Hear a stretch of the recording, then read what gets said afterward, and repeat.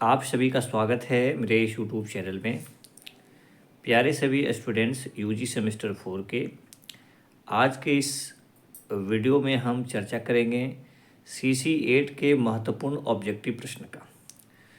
सभी मेरे प्यारे स्टूडेंट्स, जैसा कि आप सभी जानते हैं कि कोल्हान यूनिवर्सिटी के द्वारा जो परीक्षा लिए जा रहे हैं उसमें ऑब्जेक्टिव प्रश्न वो दो तरीके से पूछते हैं। एक आपको सत्य असत्य करने के लिए दे सकता है या आपको ऑप्शन दे देगा।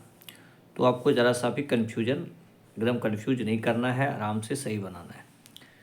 स्टेटमेंट वाला दे देगा तो आप उस स्टेटमेंट को सही से पढ़िएगा और उसके बाद जवाब देने का प्रयास कीजिएगा। जैसे एक स्टेटमेंट आपको जैसे मान ले दे देगा कि अकबरनामा के लेखक अबुल फजल थे, तो स्टेटमेंट सही है। आईने अकबरी के लेखक अबुल फजल थे, बिल्कुल सही है ना। तो जो भी चीज़ है, चाहे मुग़ल वंश के संस्थापक बाबर थे, है ना, सब स्टेटमेंट सही है। आपको बोल देगा कि खानवा का लड़ाई जो है राणा सांगा और बाबर के बीच में हुआ था, बिल्कुल सही है। 1527 ईस्वी में हुआ था, बिल्कुल सही है।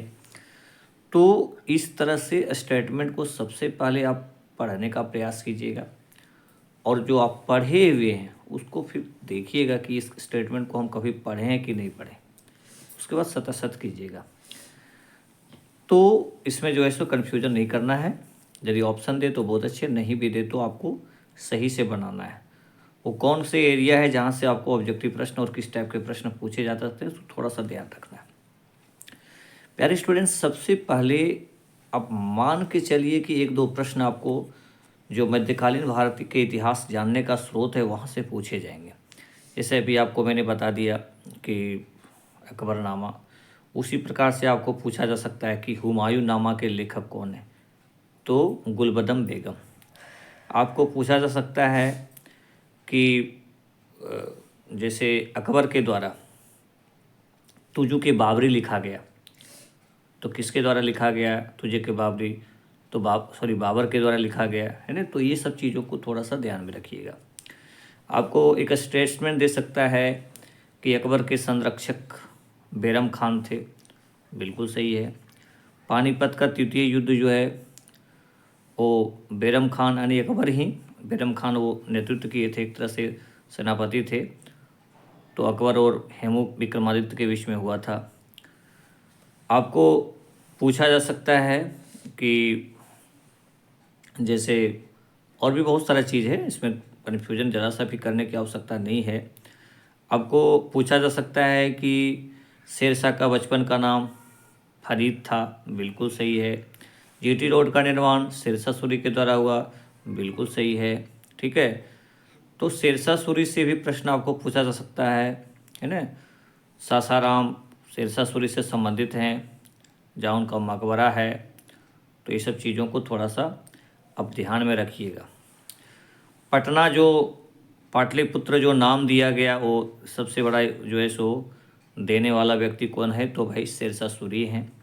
तो इसको भी थोड़ा सा अपने माइंड में एकदम बैठा लीजिएगा, ठीक है। चलिए प्यारे स्टूडेंट्स, थोड़ा सा इसमें ध्यान ये रखना है, जैसे अकबर से भी आपको ऑब्जेक्टिव प्रश्न 100% बनेंगे कि अकबर के द्वारा जैसे जो राजपूत नीति का जो लागू किया गया था और उनका सबसे पहला अभियान कौन सा था? मालवा विजय उन्होंने सबसे पहले किए थे, इसको ध्यान में रखना है। अकबर ने जजिया कर को, तीर्थ कर को कब समाप्त किया? तो ये सब चीज़ों को भी थोड़ा सा आप एकदम माइंड में बैठाइएगा, ठीक है। यहाँ से भी आपको ऑब्जेक्टिव क्वेश्चन पूछा जाएगा।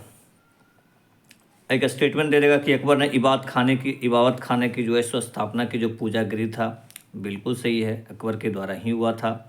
मनसबदारी व्यवस्था का प्रारंभ अकबर के द्वारा हुआ, बिल्कुल सही है। अकबर के द्वारा अंतिम अभियान जो है तो असीरगढ़ का अभियान था, ये भी बिल्कुल सही है, ठीक है। सुलह कुल की नीति जो है अकबर के द्वारा लागू किया गया था, ये भी बिल्कुल सही है। मजहरनामा की घोषणा अकबर के द्वारा हुआ था। तो आपको इस टाइप का पढ़ने का प्रयास करना है। अभी तो मैं एक स्टेटमेंट के द्वारा आपको बताने का प्रयास कर रहा हूँ। नेक्स्ट वीडियो CC 8 का ही पार्ट 2 ऑब्जेक्टिव प्रश्न आएगा, उसमें आपको मैं ऑप्शन वाला प्रश्न जो है सो आपका प्रैक्टिस करवाएंगे, ताकि आपको किसी भी टॉपिक से आपको प्रश्न नहीं पूछ, कोई दिक्कत ना हो, आप आराम से जवाब दे सके। देखिए, सबसे ज़्यादा मनसबदारों की संख्या, जो हिंदू मनसबदारों की संख्या जो है सो औरंगज़ेब के पीरियड में था, एकदम याद रखिएगा।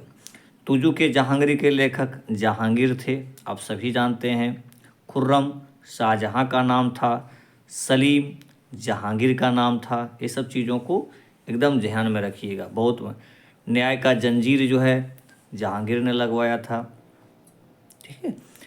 तो इस तरह से चीज़ों को, जैसे इत्र, असमत बेगम, नूरजहाँ की माँ असमत बेगम ने इत्र का खोज किया। नूरजहाँ आप सभी जानते हैं जहांगीर की पत्नी थी।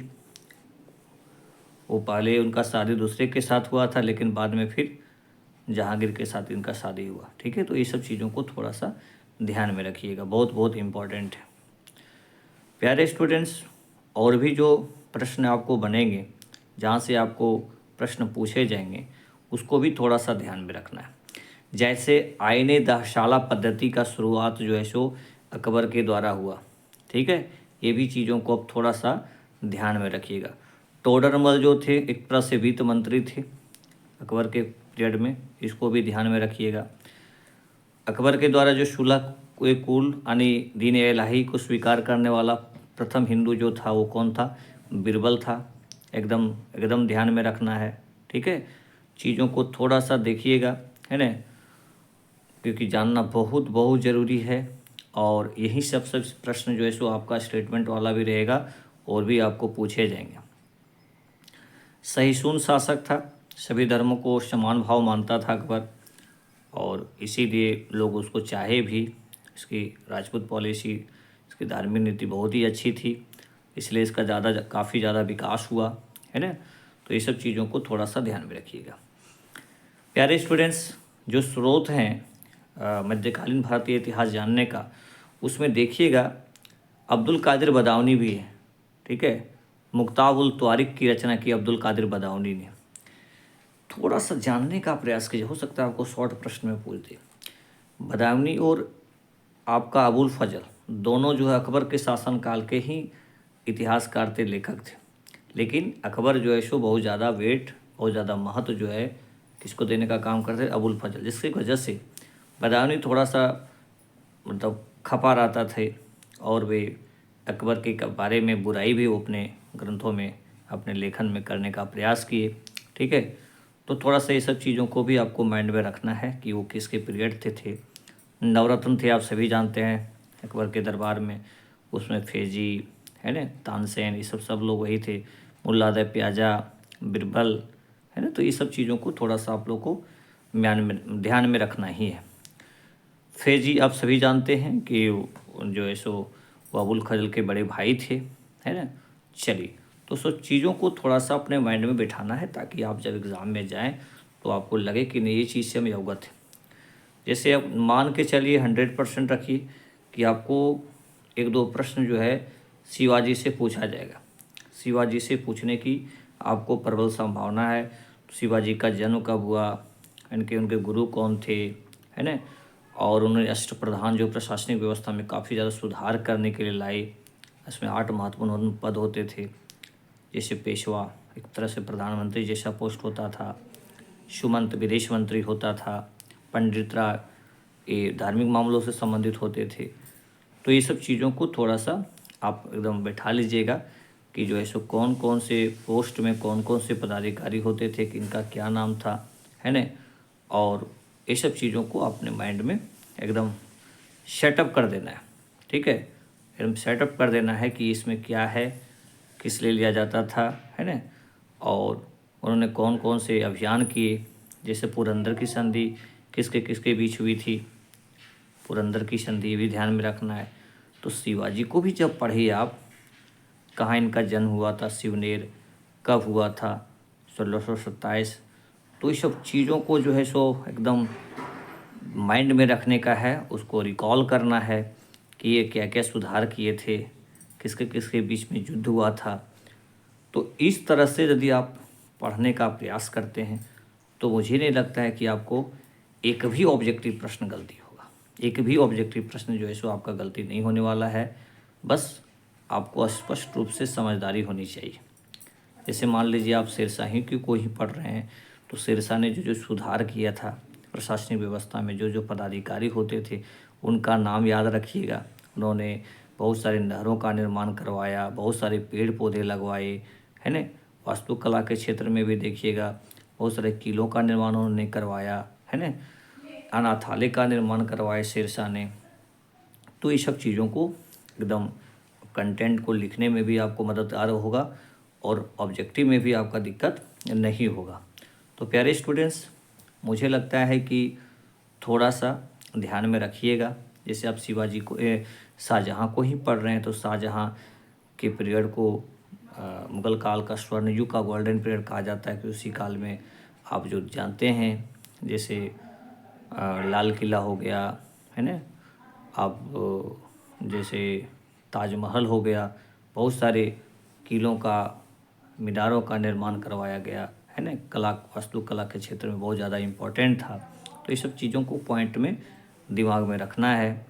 साथ ही साथ अब जहांगीर के पीरियड देखिएगा, तो चित्रकला के लिए बहुत ही गोल्डन पीरियड था। उनके पीरियड में मंसूर, ऐसे बहुत सारे महत्वपूर्ण चित्रकार थे जो पशु पक्षी का चित्र बनाने में बहुत आगे थे। चित्रकला से काफ़ी ज़्यादा लगाव भी था जहांगीर को। तंबाकू पर उन्होंने बैन किया।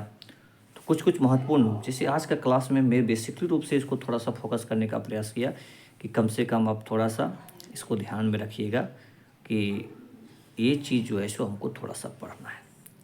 नेक्स्ट वीडियो में एग्जैक्ट हम नाम के साथ, पद के साथ और क्वेश्चन का फॉर्मिंग जैसे होता है ना कि भाई इस तरह का ऑब्जेक्टिव प्रश्न, इसका आंसर ये होगा, ये इस तरह का ऑप्शन दिया रहेगा, उस पर हम नेक्स्ट वीडियो में चर्चा करेंगे CC8 का।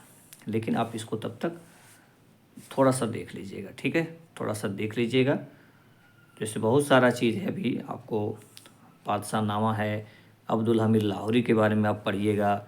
आपके सिलेबस में मनुची के बारे में दिया हुआ है, बर्नियर के बारे में दिया है, तो उसके विषय में भी हम चर्चा करेंगे। चूँकि हम सभी जानते हैं कि आपका एग्ज़ाम 18 को है, लेकिन मैं कल जो है सो आपको इस पर एक सेकेंड वीडियो में इसमें डालने का प्रयास करूँगा।